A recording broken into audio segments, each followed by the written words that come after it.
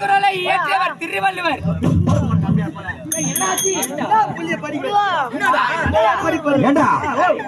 போய் படிக்கலையா? லட்சமா பழங்க பத்தி வச்சுக்கிறேன். ஊர் சுத்தி கந்துக்கிறாரு பழகுறீங்க. எதற்காக நான் அந்த மாதிரி சொல்றேன்? திருக்குறள் எழுதி யாரு? திருக்குறளை எழுதியவர் திருவள்ளுவர். அது கிடையாது. திருக்குறள் எழுதி திருவள்ளுவர் கிடையாது. ஆமா, யார் எழுதி? பாலக்காட்டு புதுமணி. ஒரு குறள் சொல்லி பார்க்கலாம். முதல் குறள், அகர முதல எழுத்தெல்லாம் ஆதி பகவன் முதற்றே உலகு. ஐயோ, தப்பு தப்பா சொல்றாருங்க. ஐயோ, தப்பு தப்பு தப்பு தப்பு எல்லாமே தப்பு.